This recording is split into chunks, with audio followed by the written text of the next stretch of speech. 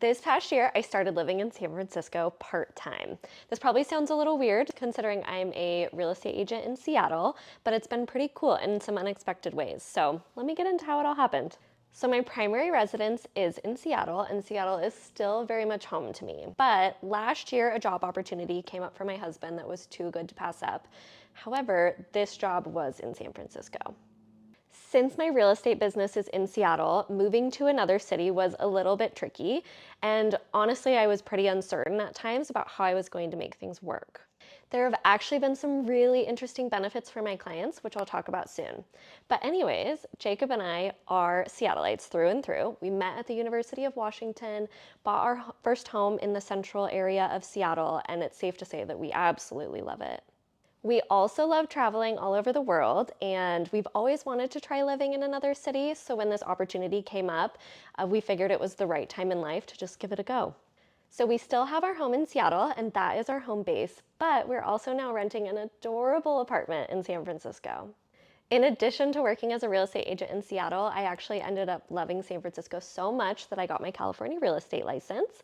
So now I can help clients in both Seattle and San Francisco. This has been especially handy because Ian, my business partner, and I both have a ton of clients that work in tech, so it's actually pretty common for people to move to and from San Francisco or Seattle for work or even commute back and forth. So even though this experience has been a little bit unknown, it's allowed me to evolve my business in a way that I didn't really expect and learn how to support clients through those transitions. So while I'm still in Seattle helping clients buy and sell houses, I've also gotten to know San Francisco pretty well. Jacob and I live in the Dubois Triangle neighborhood, and it's been really great for us to get to know the city. We walk quite a bit because we still don't have a car down there, and we did that on purpose. I wanted to be able to really get to know the ins and outs of all the micro neighborhoods and whatnot in San Francisco. I've also gotten to learn the Seattle and San Francisco airports really well, so I have lots of tips and tricks when it comes to that. If you're a Seattleite contemplating moving to San Francisco, I'm here to give some real talk and share my perspective on the topic. There are some pretty big cost differences when it comes to living in either San Francisco or Seattle. Overall, housing and owning a car in San Francisco is much more expensive than in Seattle, but I would say things like dining out and groceries tend to be a little bit more affordable in San Francisco. So home prices in both cities are very nuanced and vary a lot by neighborhood, type of home, time of year, and so on. But for an example, the median home price in January of 2025 in Seattle was $830,000, whereas it was $1.2 million in San Francisco. Home insurance and taxes are also definitely more expensive in San Francisco than they are in Seattle. Now, if you want to rent, the prices are also pretty significant.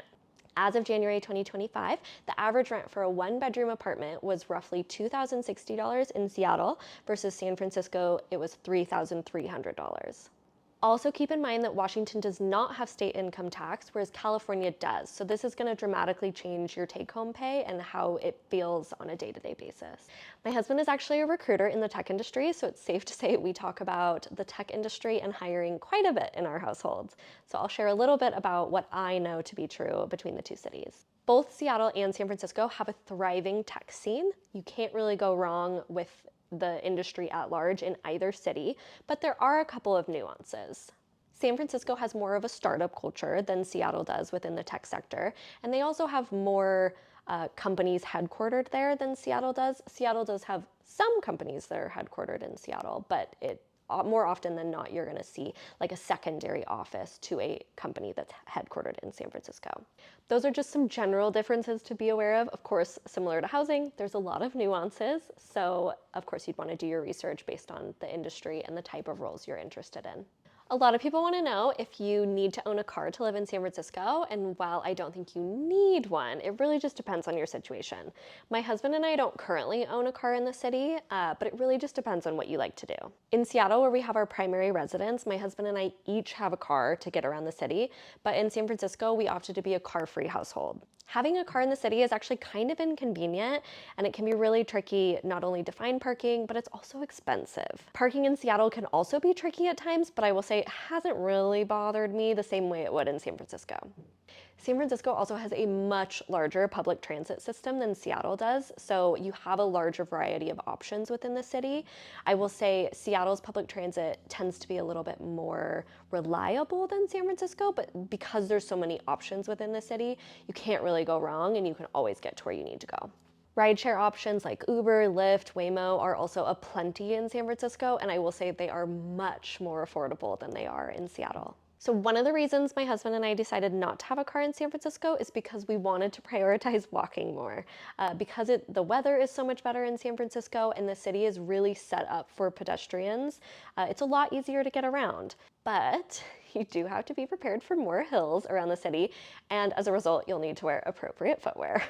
San Francisco is also a lot denser than Seattle is, so the neighborhoods feel closer together and kind of flow into one another more. Part of the difference here is that Seattle has a lot of lakes and waterways that you have to navigate around, so it ends up meaning the neighborhoods feel a little more disconjointed. The weather also lends itself to being just slightly more walkable in San Francisco. Seattle has just a bit more rain, which means that we're not afraid of the rain in Seattle and walking around, but you definitely need to be prepared for it. So you'll definitely want to invest in a good waterproof jacket if you're going to be in Seattle, but the summers are amazing and you'll see a ton of people walking around, more so in the summertime. There are a ton of public transit options in San Francisco. There's the BART, there's the Muni, there's Caltrain, and of course the cable cars, which are so cute. For a quick comparison, Seattle has buses like the Rapid Ride, the Seattle Streetcar, the South Lake Union Streetcar, and the Link Light Rail. In my experience, overall, the most reliable form of public transit between Seattle and San Francisco would definitely be the Seattle Link Light Rail. However, if the Seattle Light Rail is down, you may be a little screwed depending on where you need to go. Whereas in San Francisco, if one of the public transit system is down or running late, there's a variety of other options to hop on.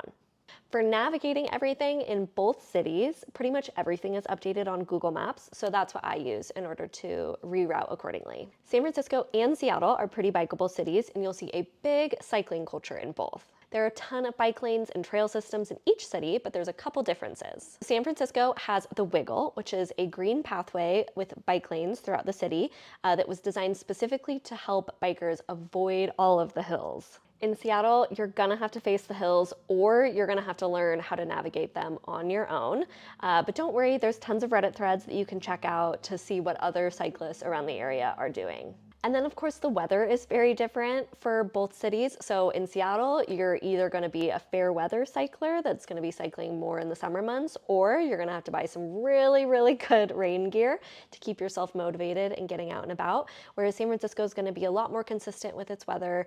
The fog doesn't get in the way quite as much as the rain would in Seattle. So if you're a cyclist, you're gonna love San Francisco. In my experience between Seattle and San Francisco, I have to say San Francisco has the better dining scene. Don't get me wrong, Seattle still has a great foodie culture. San Francisco just has a wider variety of offerings. One of the reasons for this diverse offering is not only just the diversity in the people that live in San Francisco, but San Francisco also is rated by Michelin. So you get a wide variety of chefs moving to the area that either want to work in a restaurant that already has a Michelin star or is searching for one of those coveted stars on their own. However, I do think there are plenty of Seattle restaurants that are deserving of a star. The dining out culture is also different between the two cities.